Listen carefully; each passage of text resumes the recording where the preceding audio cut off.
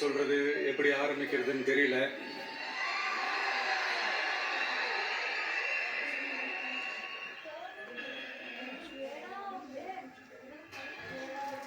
சினிமாவில் எப்படியாவது கஷ்டப்பட்டு வெற்றி அடையும்னு இருந்த ஒரு சாதாரண அசிஸ்டன்ட் டைரக்டருக்கு பிறந்த ஒரு பிள்ளையா எனக்கும் வாழ்க்கையில வறுமைனா என்னன்னு எனக்கு நல்லாவே தெரியும், பசினா என்னன்னு எனக்கு நல்லாவே தெரியும். நான் ஒன்றும் பெரிய மன்னர் பரம்பரையிலிருந்துலாம் வந்துடல. உங்களை மாதிரிதான், உங்கள ஒருத்த மாதிரிதான், உங்க குடும்பத்துல ஒருத்த மாதிரிதான், உங்க புள்ள மாதிரிதான், உங்க மகன் மாதிரிதான், உங்க அண்ணன் மாதிரிதான், உங்க தம்பி மாதிரிதான்.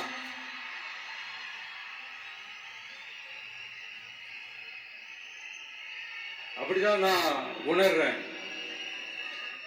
நீங்களும் என்ன அப்படி நினைச்சதுனாலதான் சினிமாவில் எனக்கு ஒரு மிகப்பெரிய ஒரு இடத்த ஒண்ணு கொடுத்தீங்க. அதையெல்லாம் விட்டுட்டு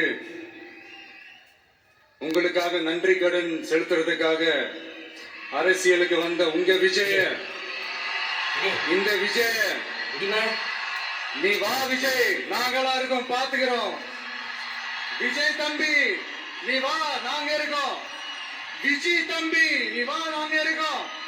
அண்ணா நீ வாடா, நாங்களா இருக்கோம். நண்பா நீ வா நண்பா, நாங்களா இருக்கோம் சொல்லி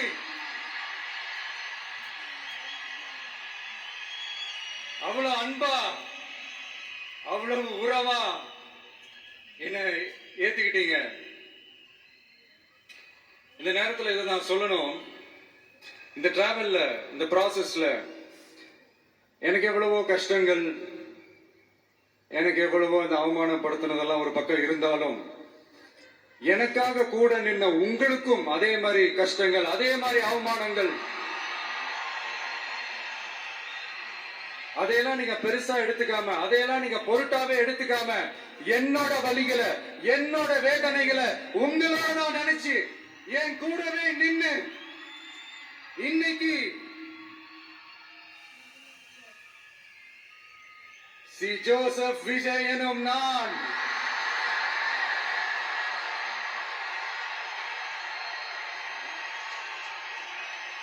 அத உண்மையாக்கி இருக்கிறீங்க. உண்மையிலே எனக்கு என்ன சொல்றதுன்னு எனக்கு தெரியல. என்னுடைய உறவுகளே, என்னுடைய சொந்தங்களே, நான் ஒன்றும் தேவ தூதன்லாம் கிடையாது. நானும் ஒரு இயல்பான ஒரு வாழ்க்கை வாழ்ற ஒரு சாதாரணமான மனுஷன்தான். நான் முன்னாடியே சொன்ன மாதிரி அது செய்வேன் இது செய்வேன்னு பொய்யான வாக்குறுதிகள்லாம் கொடுத்து உங்களை நான் ஏமாத்த மாட்டேன். எது சாத்தியமோ அது மட்டும்தான் நான் செய்வேன். இம்மிடியா உங்க மனசுல ஒரு கேள்வி ஒண்ணு வரலாம், அப்ப சாத்தியம் இல்லாததை செய்ய மாட்டாங்களா, செய்ய முடியாதா அப்படின்ற ஒரு கேள்வி ஒண்ணு வரலாம். இத்தனை கோடி மக்கள் என் கூட இருக்கும் போது எது வந்தாலும் பாத்துக்கலாம், என்ன வந்தாலும் பாத்துக்கலாம் அப்படின்ற அந்த கான்பிடன்ஸ் என் மனசுல இருக்கு. இன்னொரு விஷயமும் நான் இங்க சொல்லணும். இன்னைக்கு நம்ம தமிழ்நாடு கவர்மெண்ட் இருக்கிற அந்த நிலைமையை பத்தி நான் உங்ககிட்ட நான் சொல்லணும். கிட்டத்தட்ட 10 லட்சம் கோடிக்கு மேல கடன் வாங்கி வச்சுட்டு போயிருக்கிற இன்னைக்கு அந்த தமிழ்நாடு அரசு இருக்கிறப்போ, கஜானாவை சுத்தமா தொடச்சி வலிச்சு வச்சுட்டு போயிருக்கிறப்போ, தூக்க முடியாத சுமையை ஏத்தி வச்சுட்டு போயிருக்கிறப்போ,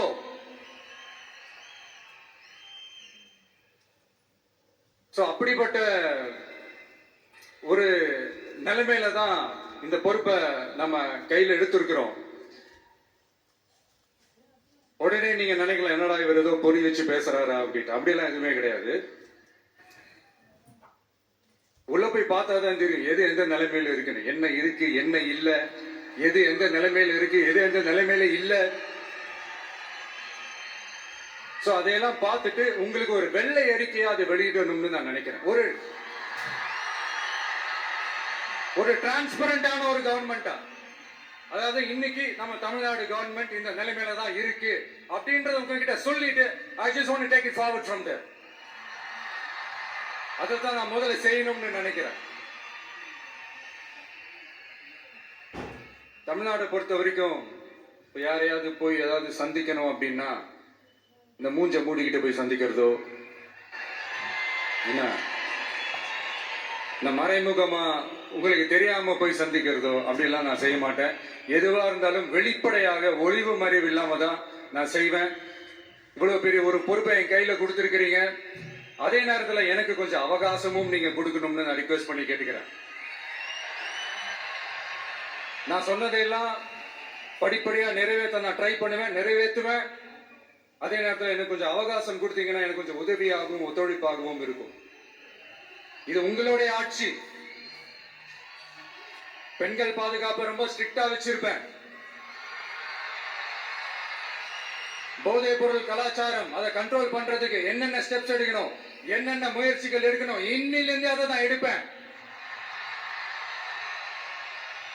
நம்ம பசங்களை அதுல இருந்து காப்பாற்ற வேண்டியது நம்ம அரசனுடைய பொறுப்பு. அதே மாதிரி சட்டம் ஒழுங்கு எல்லாருக்குமான பாதுகாப்பை நான் உறுதிப்படுத்துவேன். என்ன அவமானப்படுத்துறவங்களாகவே இருந்தாலும், என்ன கஷ்டப்படுத்துறவங்களாகவே இருந்தாலும் அவங்களும் என் மக்கள் தானே. நண்பர்களாக இருந்தாலும் எதிரிகளாக இருந்தாலும் 8 கோடி மக்களும் என் மக்கள் தானே.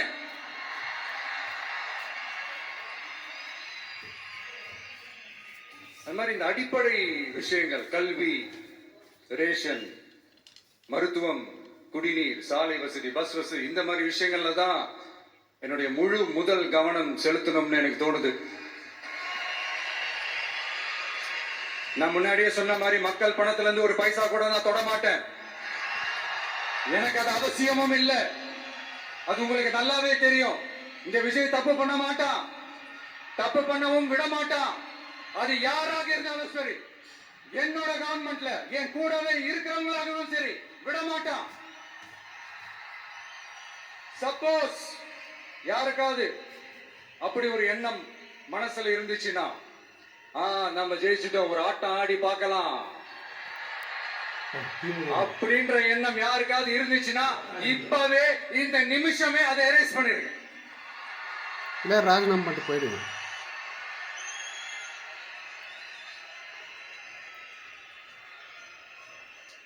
இங்க ஒரே சென்டர் தான், என் தலைமையில் உண்டான சென்டர். இந்த பக்கம் ஒரு சென்டர், இந்த பக்கம் ஒரு பவர் சென்டர், அங்க ஒரு பவர் சென்டர், அதெல்லாம் கிடையவே கிடையாது. இப்பவே சொல்லிடுறேன். பெண்கள், இளைஞர்கள், விவசாயிகள், அரசு ஊழியர்கள், ஆசிரியர்கள், உழைக்கிற மக்கள், மீனவர்கள் எல்லாருமே நம்ம டிவிக்கு அரசுல நல்லா இருக்கும், நல்லா இருக்கும், நல்லா இருக்கும். பிறப்புக்கும் எல்லா உயிருக்கும் அப்படின்றத நம்ம சமரசம் இல்லாத அடிப்படை கோட்பாடு. சிறுபான்மை சகோதரர்களே, உங்களுக்காக நம்ம டிவிக்கு அரசு கூடவே நிற்கும்.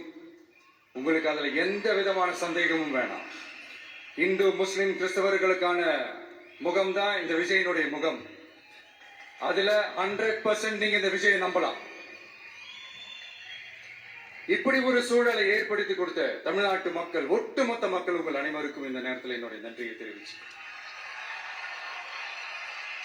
இன்னொருத்தவங்களுக்கு முக்கியமா நான் நன்றி சொல்லணும். அது இந்த விஜய் மாமாவோட குட்டி நண்பா நன்றி.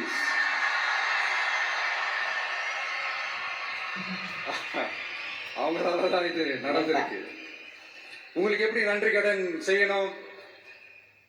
உங்களுக்காக உங்க ஃபியூச்சரை மைண்ட்ல வச்சுக்கிட்டு எல்லா நல்ல விஷயங்களையும் உங்களுக்காக இந்த விஜய் மாமா செஞ்சு கொடுப்பான். கான்பிடண்டா இருங்க. அதே மாதிரி இன்னொருத்தவங்களுக்கும் நான் முக்கியமா நன்றி சொல்லணும். உங்களை எப்படி நான் மறப்பேன்? நீங்க தான் என்னோட உயிராச்சு. தமிழக வெற்றி கழக தோழர்களே,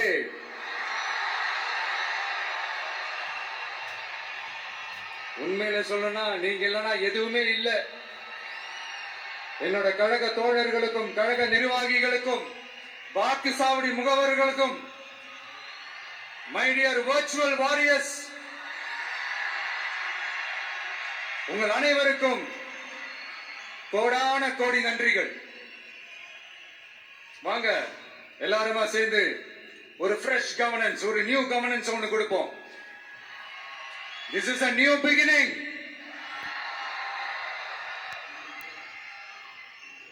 A new era of a real secular social justice starts now.